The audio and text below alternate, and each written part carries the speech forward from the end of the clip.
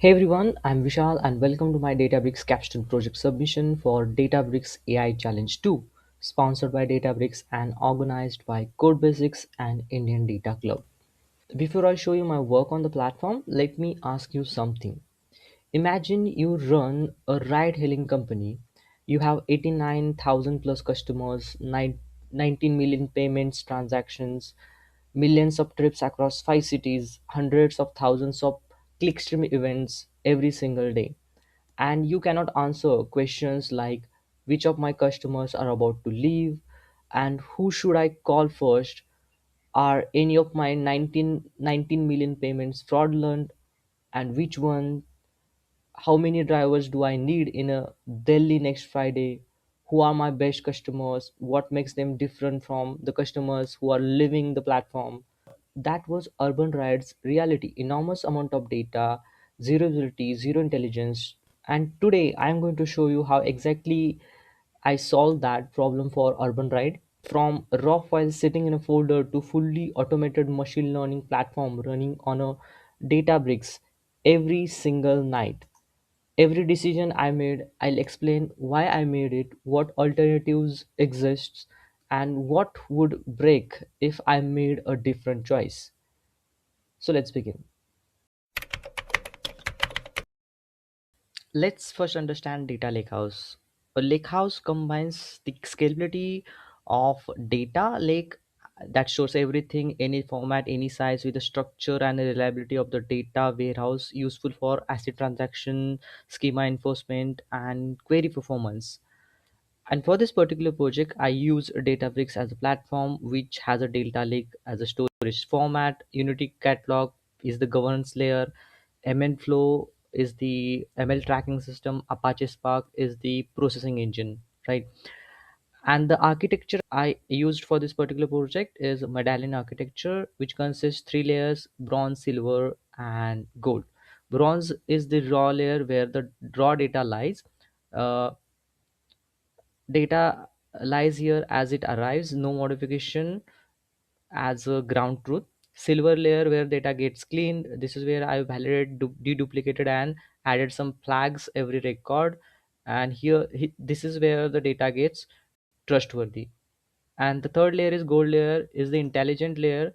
This is where I compute around 25 features per customer, aggregated some millions of trips into demand signals, enriched payments with the fraud indicators. Data becomes more of a actionable here.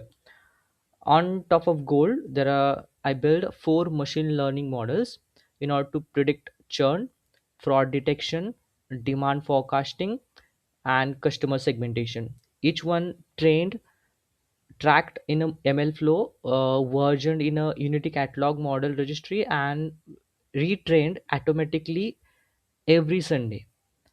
And on top of machine learning models, there are four SQL dashboards: one for marketing team, one for fraud operations analysis, one for city operations, and one for the customer success, basically a customer segmentation. And tying it all together, a four Databricks jobs that run the entire pipeline automatically every night at 1 a.m. So it will take a data on a daily basis that is going to be helpful the prediction, new predictions, and in order to update the dashboard for the monitoring on a daily basis. So ultimately what I have or what I build is around, there are total 15 notebooks. I build four machine learning models, four dashboards, four jobs on a one unified platform, that is Databricks. So let me walk you through every piece of it one by one. First, let's explore the data that we have. UrbanRide operates across multiple cities: Mumbai, Delhi, Bangalore, Hyderabad, and Pune. The data covers 6 months of operations from September 2025 to March 2026. That is comes to around 182 days of total data that we have. There are five types of data sources that we are dealing with. First one is customers data, which contains around 89,000 plus customers with information like customer sign up date, city, device type, referral source. It is in the CSV format, which arrives on a daily basis. Then we have drivers data, which contains which contains around 500 drivers information like rating, vehicle type, active active status. It's also in the CSV format. Then we have payments data, approximately has around 19.6 millions of records, uh, which also consist information like payment method, amount, status, timestamp, and this also is in a CSV format, and it's also arrives on a daily basis. Then we have trips data, and the uh, clickstream data is in the JSON format.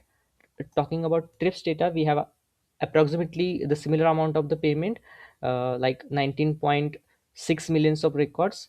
How has info like distance covered, fare, fare amount, surge multiplier, vehicle type, weather, and trip status. Sorry, trip status. So it's in the JSON format. And basically why that is in a JSON format, because trips carry the nested context like driver details and weather metadata that maps naturally to JSON structure. And finally we have a clickstream data. It's also in the JSON format with the millions of app events.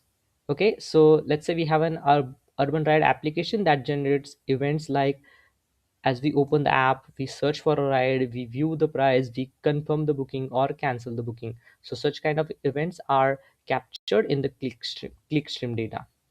So basically what we have is two types of sources. One is the JSON source, basically for trips and clickstream, and three CSV sources: customers, drivers, and payments. So fundamentally, we have to deal with the two different ingestion problems, like so let me show you how I handle that in the bronze layer. So let's start with the bronze layer.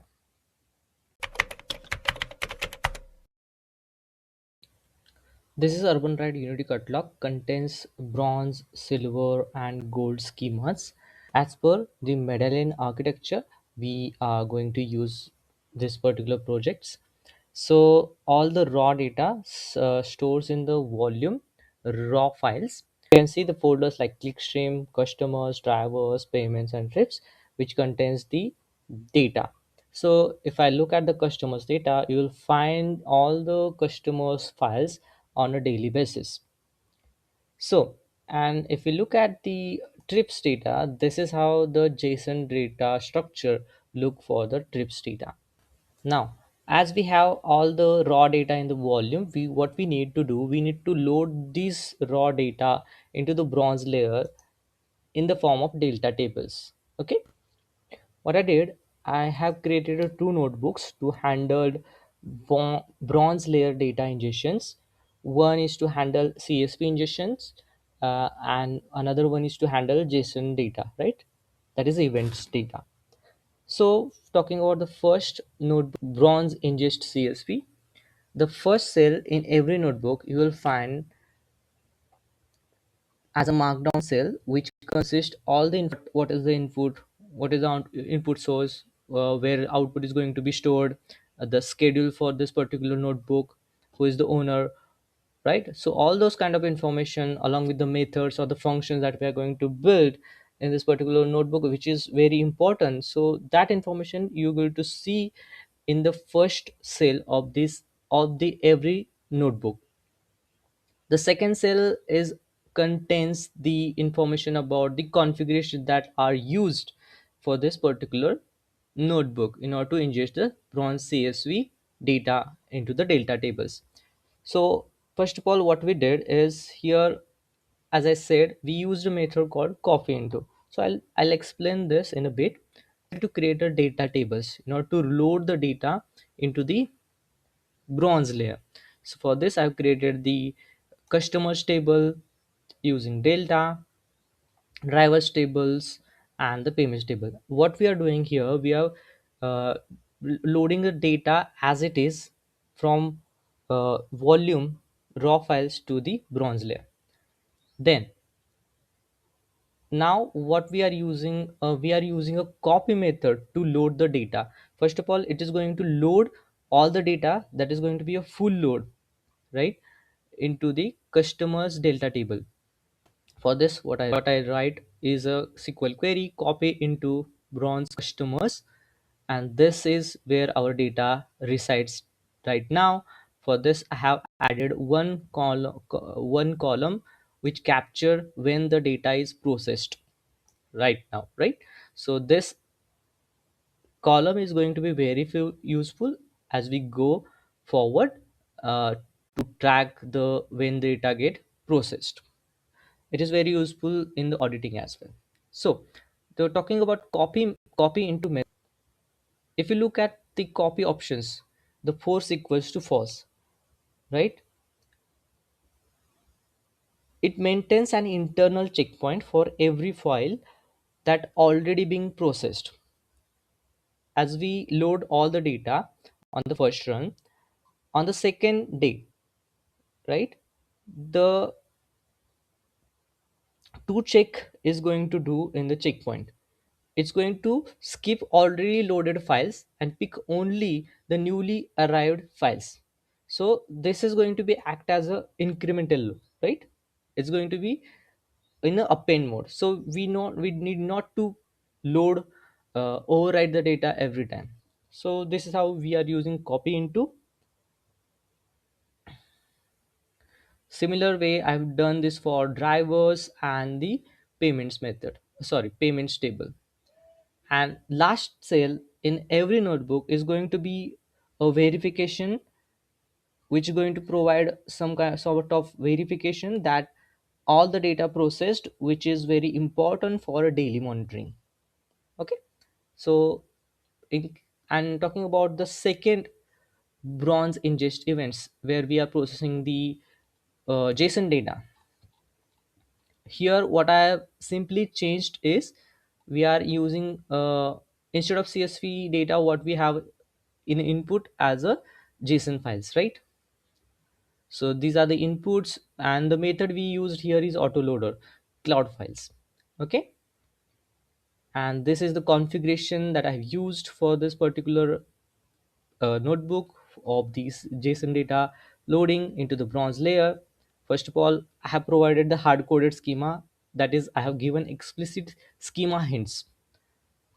When autoloader reads JSON files, it needs to know the structure of the data, the column names, and the data types. Here we handed autoloader a pre-filled template explicitly. It knows exactly what to expect.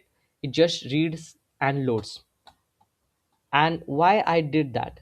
Because as you can say that there is an infer schema we can use for the JSON data, but the amount of data that we have for clickstream is around 19 millions of rows. And imagine you are processing that much amount of data to decide the schema. That is going to be huge compute cost, and very the operation is going to be very expensive. So that's why I've given the schema hints, that is hard coded schema for the JSON data for trips and the clickstream. And similarly, that as we did in the first bronze layer for the CSV, I have created the uh, tables, delta tables for trips and clickstream, and I simply loaded those table with the autoloader function in the bronze delta table. And here is the important option, trigger available now. Okay, sorry, trigger available now, which is going to make autoloader behave like a batch job rather than a continuous stream. It is going to act similar way the copy into. It process all the files on the first load. On the next run, on the next day, when the new files arrives, it only loads the newly arrived file and not the entire data. Okay, so this is important. And similar way I did it for the clickstream data. And the final sale is helpful to verify the all the data is processed well or not, right?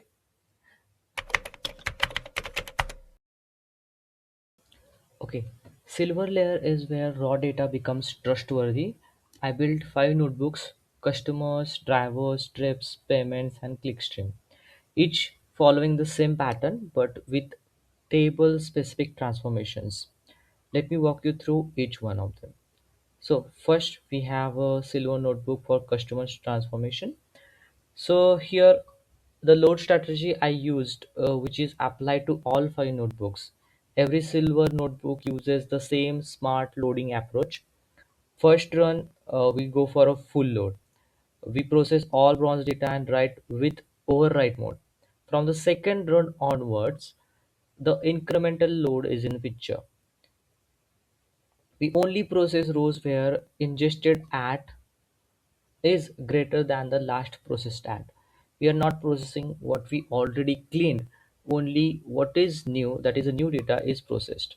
And if there is a certain condition for a particular day, there is a no data arrived.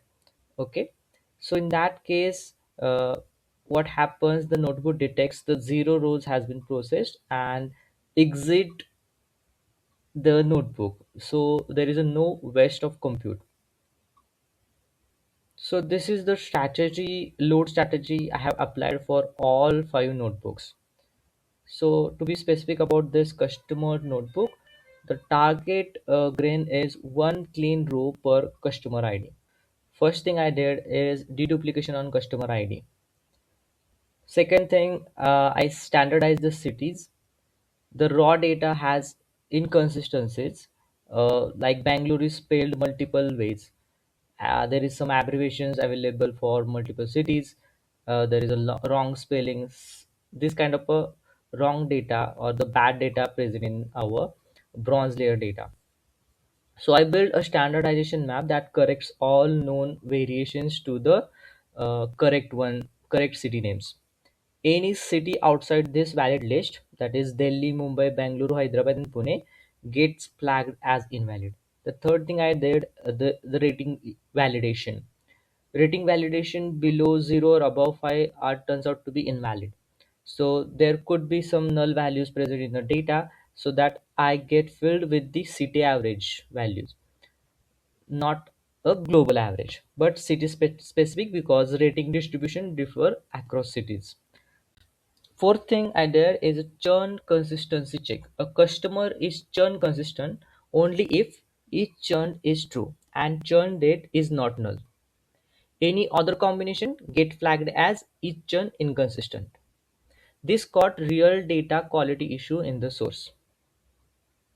And finally, I added a metadata column, like processed at using current timestamp and source to record which bronze table the data came from.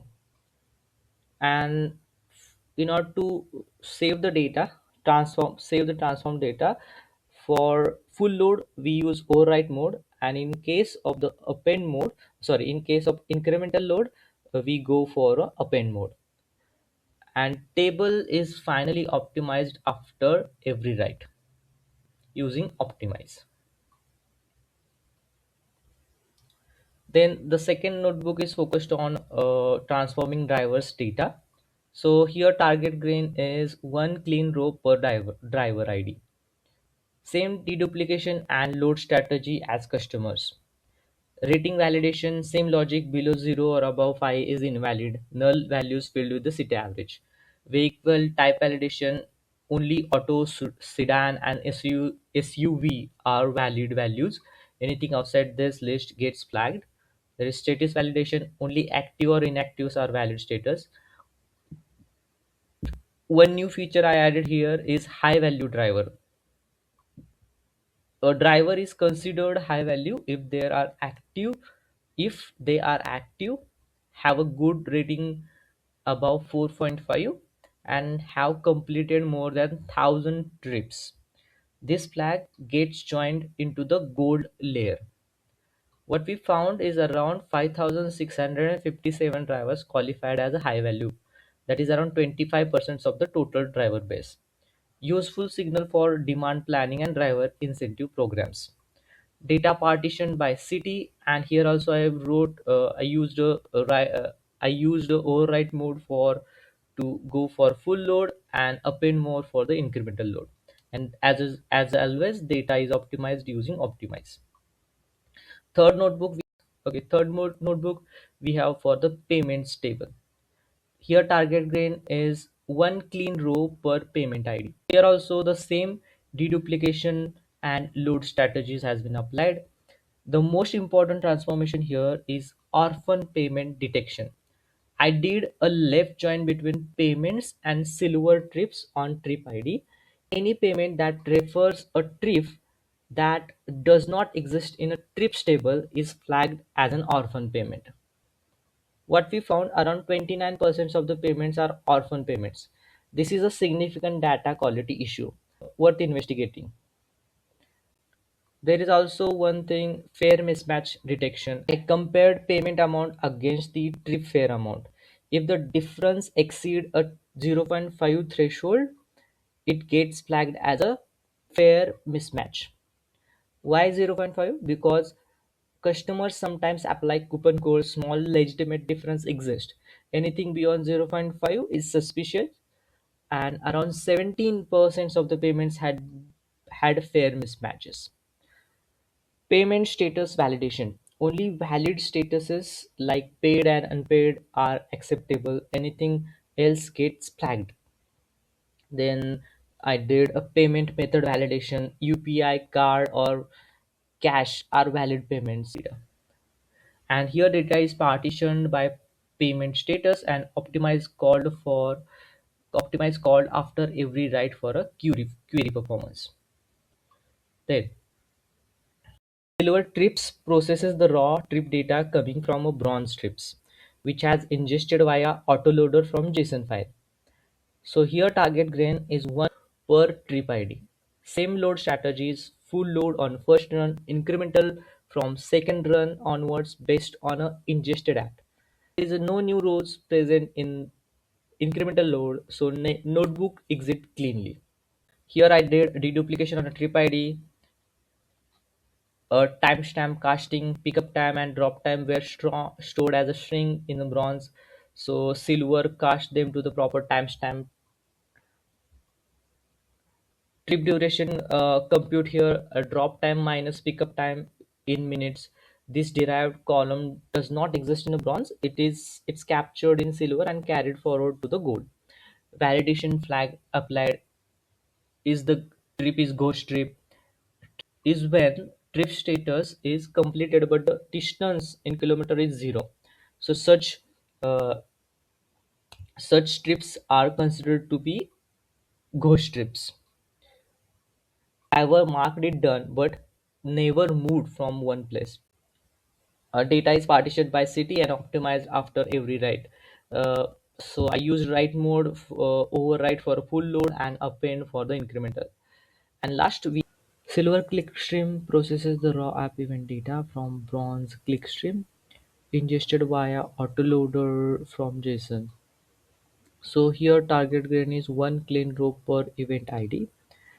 Here also we follow the same load strategy, same deduplication pattern on event ID. Then we simply casting the event type stamp from string to timestamp. So there is also event type validation has been done here. And additionally we flag the session where app open is not the first event. So let me show that to you.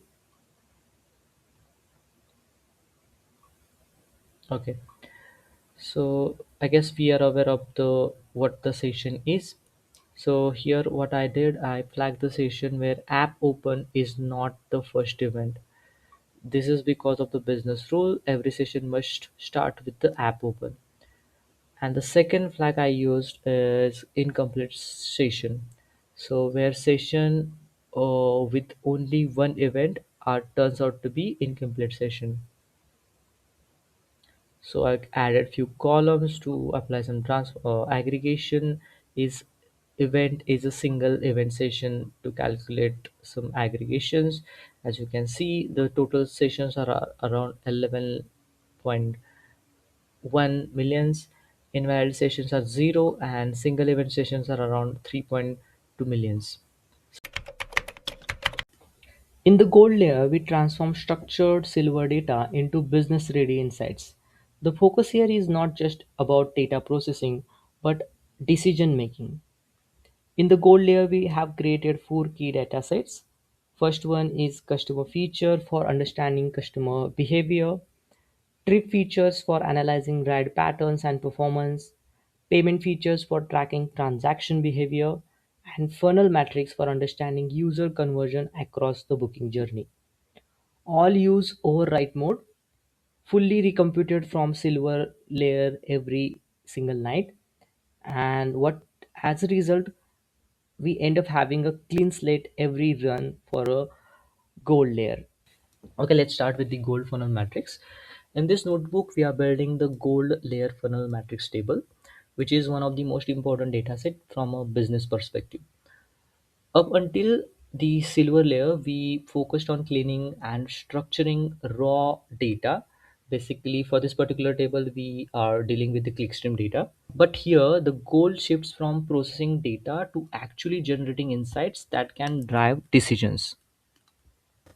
Basically, what we're doing, we are there are around 24.4 billions of events, and we are simply aggregating those events, raw events, on a session level. So where each row is going to represent a complete user journey. This is important because analyzing individual events does not tell the full story, but a session captures how user move through the entire booking flow. Here we define a clear funnel starting from app open, moving to a right search, then price view, and finally booking confirmation. Based on this, we derived key indicators that tells us how far each user progressed in in their journey. On top of that, we calculated important metrics like session duration, conversion flags, and one of the most valuable field, funnel drop stage. This helps us pinpoint exactly where users are dropping off, which is extremely useful for the product and the business team. Let me show you where exactly I implemented this in this particular notebook. Okay, as usual, we have a configuration cell, then there is a load type which we are using a full load, then we are reading the data from the clickstream silver layer. Then here I simply do some session level aggregations, and this is where I derive that funnel drop stage that I discussed right now, which is going to be very important for the analysis. Finally, we store this aggregated data in an optimizer format. For this, I have used a Z order, so it can directly power dashboards or used for A/B testing analysis and decision making. And if you can see, I have used here the mode override. As I already said that for all the gold layer tables, we are using override mode. So overall, this layer transforms raw user activity into a clear view of conversion and user behavior. Next, we have a customers features notebook.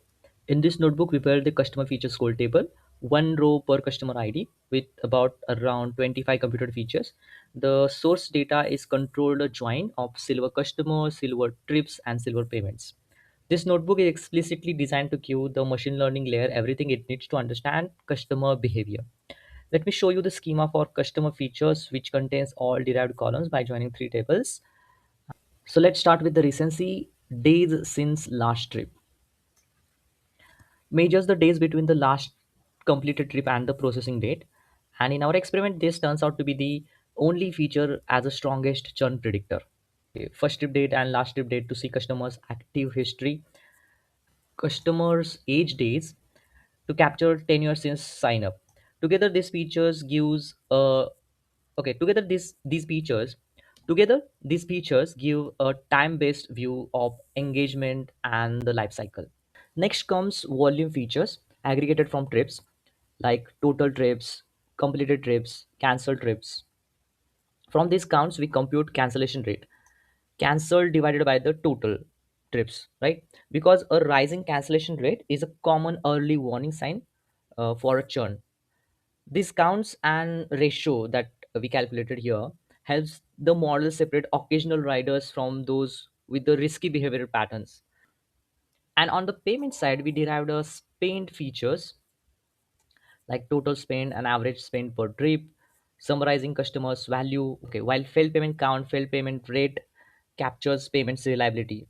Payment failure are both a business risk and the frictional signal, so they are critical for modeling retention and lifetime value. We also engineer behavioral signals that describe how customer use product by deriving the columns like average trip distance in kilometer and average trip duration minutes indicated trip type. Average surge multiplier act as a proxy for price sensitivity.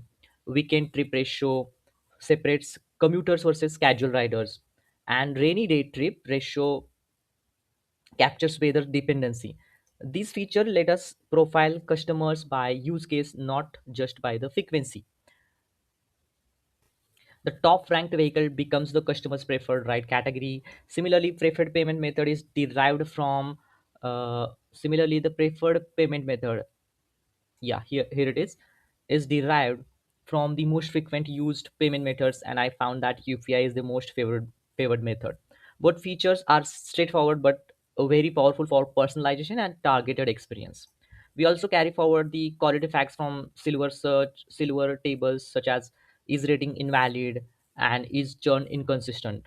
So downstream machine learning notebooks can filter or handle questionable records explicitly. And if I have to talk about the saving the data in the gold layer, the table is partitioned by city, and I have used overwrite mode as that we discussed, used for all the gold layer tables, and ran optimize using Z order on customer ID and each churn. Next, we have a gold trip feature. The target gain here is 1 row per trip ID, and the source used for these notebooks are silver trips joined with silver drivers and silver customers. This notebook enrich every trip record with driver and customer context, so the machine learning layer has a complete picture of each trip in one place. Driver context join in gives us driver rating, driver status, driver vehicle type, is high value driver or not, all from the silver driver on a driver ID. Then customer context join in with the customer ID, device type is churned from silver customers on customer ID. And the derived features are like fare per kilometer, is trip long, is peak surge, trip date.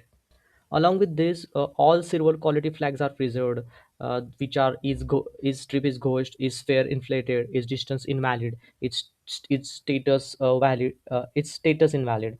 And the data is partitioned by the city, Z order by trip, trip date and city. This is the largest gold table available with us. Partitioning and Z ordering together makes the city and date queries dramatically faster for the demand forecast model and dashboard. So now we have a four goal tables: customer feature, payment feature, funnel matrix, and a trip feature. Sitting in a Unity catalog UrbanRide in the gold schema, uh, partitioned, optimized, and ready to use for the machine learning. This is exactly why we built gold the way we did. Every feature we engineered. The few features I would like to mention here are day since last trip, cancellation rate, fare delta percentage, or completed trip ratio was built with the machine learning consumption in mind. The model do not touch bronze or silver here. They read directly from the gold layer data, clean, aggregated, and feature rich tables, so we do not need to join in order to train them. So four models, four different business problems. Let me walk you through each one of them.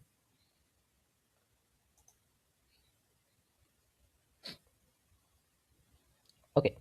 For this, I have built four notebooks for churn prediction, fraud detection, demand forecast, and customer segmentation. So let's start with the churn prediction. Before we start, I want to be transparent about something. I have a basic understanding of the machine learning algorithms. I know what they do, when to use them, and how to evaluate them. But for the actual implementation, writing the Spark ML pipeline code, debugging cache overflow errors, and fixing the ML flow registration issue that I encountered, I used AI assistant like ChatGPT and Cloud Code. In churn prediction, the idea is straightforward. Can we predict which customers are about to leave UrbanRide before they actually leave? And this falls under a supervised learning, which simply means we already have the answer in our historical data. Customer is churn, so we use the past knowledge to teach the model what a churn customer look like. And then we ask the model to find similar patterns in a current customer base. The data we fed into this model comes from our gold customer features table, which we just saw has something like how recently someone took a ride, how often they book, how much they spend, how much they spend, whether they cancel frequently. All of those information is present in clean, ready to use table that is gold customer features. That is exactly why we spent so much time engaging those features in the gold layer. Now, one thing I want to highlight here, in this particular cell, we split the data by time and not randomly. Everything before January 2026 goes to training and everything after goes to testing. The reason is simple. In real life, a model always predict the future. If you split randomly, some future data accidentally end up in a training and the model learns things it should not know yet. This is what's my thinking. Time-based split keeps the integrity intact. And in the next cell, we handle something called class imbalance. Only 12% of the customer had churn and around 88% of the customer were active in the data that we have. If we just train on this as is, the model takes the easy route, predict everyone as active, and you are right 88% of the time. Sounds good, right? Completely useless. So we applied class weights to tell the model pay 3 times more attention to churned customers during training. Here we trained two models. One is logistic regression baseline, and another one is random forest. How random forest works is by building many decision trees and combining their answers. It picks the complex pattern that is simple model cannot pick. One important thing we had to handle here, Databricks serverless has a hard 1 GB memory limit to cache the trained model memory in a memory. Before training random forest, what I did, I explicitly deleted the logistic regression model that we trained from memory. Otherwise, the both the models cannot sit in the cache together and the session gets crashed. And for the evaluation, I used AUC instead of accuracy. If you see here, because AUC, that is area under curve, simply asks, does the model consistently score churn customers higher than active ones? It does not care about the split. We have 88% and 12% churn, right? You cannot fool it by predicting the majority class. The result was AUC around 99.27. Out of 10 churn customers, the model correctly caught around 9.8 of them. And the most interesting finding, one single feature, that is day since last trip, that draws around 45% of the entire model prediction power, nearly half of it, right?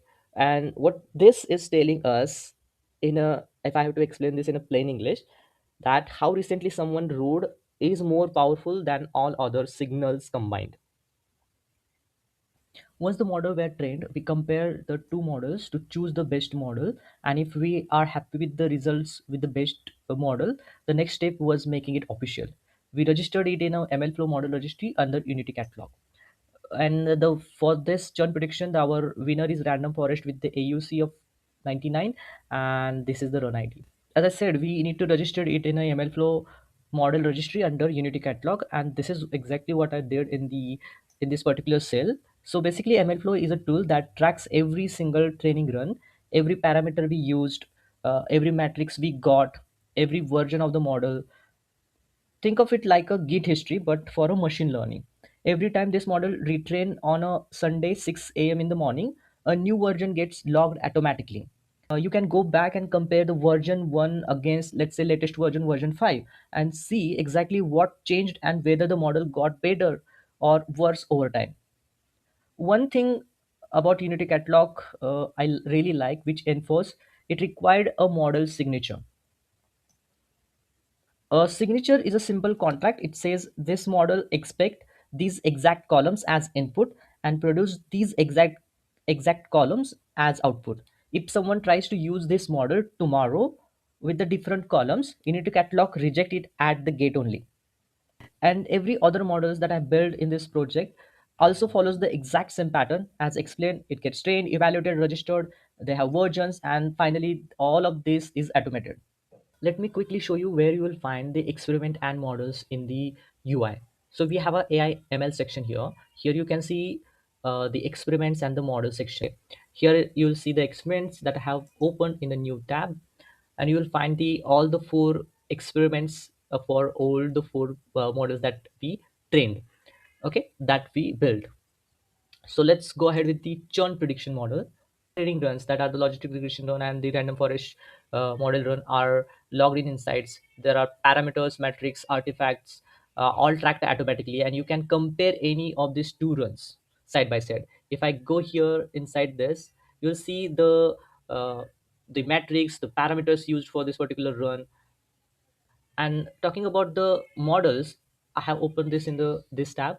You'll see that all four models registered under UrbanRide catalog. So let's select one of these, and what you're going to see is the version history. It's the version one that we only registered here, right? And the signature. If I click here, you'll find the signature here. It shows exactly what columns goes in and comes out. And here you will find a direct link to the training run that produced it. If I click here, you'll see that, yeah, this is the source is this, and here is the your model has been registered with this what run, and here are the artifacts, the parameters, and the metrics. Moving to fraud detection, the goal here is to look at 19.6 million payment transactions and find the ones that look suspicious. This is also a supervised learning problem. We have a label called is suspicious in our gold payment.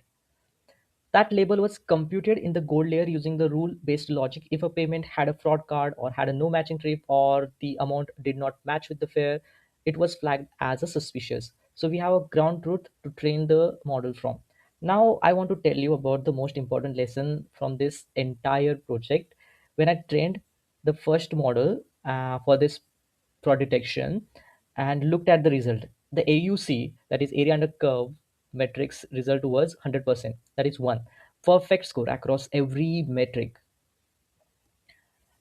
In any real world data set, that is impossible. So instead of celebrating, I went back and looked carefully at what features were going into the model, right?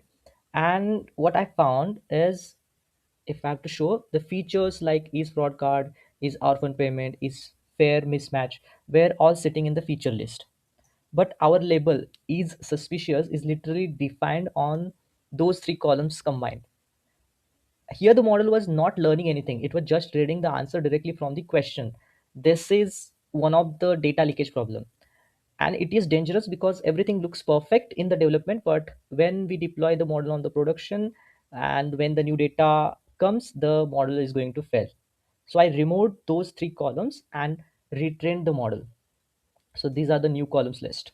Real AUC come out is 0.6989, and I'm talking about the random forest algorithm. Okay, this is the result from the random forest algorithm. So I'll quickly go there.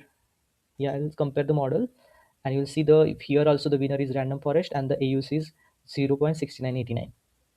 It is lower but honest, explainable, and actually useful in the production. Two more things worth mentioning. As I said, our data payment data set has around 19.6 billion rows, which exceed the 1 GB serverless memory limit. So in the cell number two, in the load and sample payment features, what I use a stratified sampling. Okay, so that is 25% stratified sampling. Here you will find that. Okay, the thing I did here is we sampled the suspicious and non-suspicious payments separately to preserve the exact 0.74% fraud ratio that we got from all the data. And and the and one important thing, the class imbalance here was also extreme. Only 0.74% are suspicious payment. That is very low. So what I did, I applied the class weight of 68 times for the suspicious payment. I know this is absurd, but believe me, I tried multiple ways, which didn't work. And the reason, without that, the model would predict everything as normal. and achieve 99% accuracy and catches zero frauds. So that's all about the fraud detection model. Let's move ahead with the demand forecasting model. This one feels different from the previous two because we are not predicting yes or no here. We are predicting a number, specifically how many trips will happen in a given city on a given day. This is still a supervised learning problem. We have a answer in historical data. We know exactly how many trips happened each day in each city. We use that to teach the model and then ask it to predict future demand. The interesting part here starts in the second cell itself, in the load and aggregation tree feature. Before any model training, our goal tree features table has around 19.6 millions of rows, one one row per tree. Okay, but we do not need trip level details here to forecast city level demand. So what we did, we aggregated the data, grouped by city and trip date, then counted trips, computed average fare, then search weather pattern and the day of the week. 19.6 million rows collapsed here into just around 910 rows for 5 cities. So 5 cities times 182 days equals to 910. That's the data set we trained our model on. We trained linear regression as a baseline model. So I'll go to that cell itself. Here you'll see we use R square and RMSE as the matrix instead of AUC. And what we got for the best model decision tree regression is around R square of 0.85, means our model explains 85% of why demand goes up and down. RMSE is around 2837, 2837 trips. Sounds large until I have seen the daily average of around 31,839 to be precise daily trips. That is less than a 9% error. Huge, right? And the feature importance results was both simple and powerful. City and the day of week. These two features together explain about 77% of the demand. Where you are, what day it is, tells you almost everything you need to know about how many rides will happen in that particular day in that particular city. Okay, the best model is decision tree regressor gets registered in the Unity catalog. Okay, once the predictions were ready, we scored all 910 city date combinations and saved the result in the gold demand predictions. Every row has the actual trip count. Every row has the actual trip count, predicted trip count, and the error percentage in the output. The city operation teams can use this table directly in the demand forecasting dashboard. So that's all about the demand forecasting. And the last model is customer segmentation. This is one this one is conceptually different from everything we have done so far. The previous three models were all supervised. We had a label and taught the model to predict it. Segmentation is unsupervised learning. There is no label. We do not tell the model or algorithm what to look for. We simply give it a raw customer's behavior and say find the natural groups that exist in this data. So why unsupervised here? Because we genuinely do not know the segments upfront. With the with the churn, we knew the answer whether the customer is churned or not. With fraud, we knew suspicious or not. But with the customer segments, how many types of customers do we have? What defines them? We do not know. This is exactly the question unsupervised learning answers. The algorithm we used is k-means. In simple terms, it works like this. First, it fixes the few center points, that is k. We call it clusters. Then it assigns each customer to that nearest center. Next, it moves each center to the middle of the customers assigned to it. It keeps repeating these steps until the center stop moving. And at the end, the group formed are your customer segments. Okay, here what I did, we applied a standard scalar before training, and this is not optional for K-means. We have to do this. The algorithm measures distance between the customers with the help of this. That is standardization. So if, let's say total spend goes up to 50,000 rupees, okay, per customer, and the cancellation rate sits between 0 to 0.3. So without scaling here, the total spends completely dominates every distance calculation, and all cluster just group by the spend level, which will eventually ignore the everything else that we have in the data. That's why scaling is needed. Scaling brings every feature to the same range, that is equal contribution from all the features. To find the right number of clusters, that is k value, in the we what we used is the elbow method.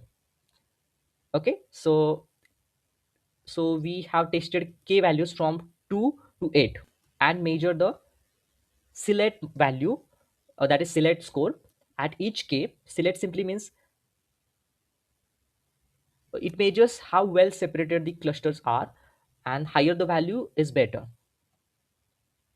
So in the output what we got, that k equals to 2 gives us around 0.7263, which is considered the excellent value. And in the next cell, when we train the data on that value for the k and silhouette, we got two segments. Churn customers around 6,678 people, inactive for 96 days on an average, that is 100% churn, and active customers around 82,363 people, inactive for just 10 days, around 5% churn rate. Now here is the finding I want to leave you with. K means never saw the each churn column, right? It had no idea who had churned.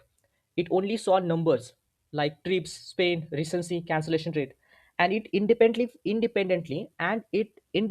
found the exact same two groups that our churn prediction model found, a model that was explicitly trained on a churn label. So the two completely different algorithms, one with a full label knowledge, one with a zero label knowledge, has the same conclusion. That is not coincidence, that is the data telling the truth. And we and when two independent methods agree on the same answer, we can trust that result completely. And once the segment was complete, we saved every customer with their segment label, cluster id, and a key behavior feature to gold customer segment. This table is what the customer segment dashboard reads from. So marketing team use it to identify the 66,678 customers are churned, and run they can run the targeted re-engagement campaign for them. Right. The segment label sitting on every customer row turns Okay, the segment label sitting on every customer row turns a clustering result into a daily business actions. So that's all about the all the four. So now we have four machine learning models. So now we have four machine learning models trained, registered, and predictions saved to the gold delta tables. But a platform is only useful if it runs automatically and the result reach the right people. That is where jobs and dashboards comes in. So we have four Databricks jobs that I've created. Every night at 1 a.m., bronze ingestion runs, pick up new trips, payments, and events. At 2 a.m., silver transformation kicks in, cleaning and validating everything that it just arrived. At 4 a.m. in the morning, gold rebuilds, all features recomputed fresh, and every Sunday, 6 in the morning, all four machine learning models get retrained on the latest data and writes fresh predictions. And nobody touches a button, it just ran. So let me show you couple of jobs, how they look. This is UrbanRide Silver Transformation. These are the silver notebooks that we created for customers, drivers, trips, payments, and clickstream. So first, silver customer runs, silver drivers depends on silver customer, silver trips depends on silver drivers, and so on. And this is how the mushy UrbanRide ML training job looks. We have churn prediction first, then fraud detection, then demand forecasting, and customer segmentation. On top of predictions we saved in gold delta tables, we built four SQL dashboards, one per model output. The churn dashboard for marketing team, fraud monitoring dashboard for fraud operations, demand forecasting dashboards gives city operations a week ahead view, and the customer segments dashboard shows the full customer base split. By the time business teams sit down in the morning, the dashboards are fresh, the predictions are updated, and the decisions are ready to be made. This is what a production platform looks like. And at the end, what we build is 15 notebooks with four models, four jobs, and four dashboards. And that's all about this project.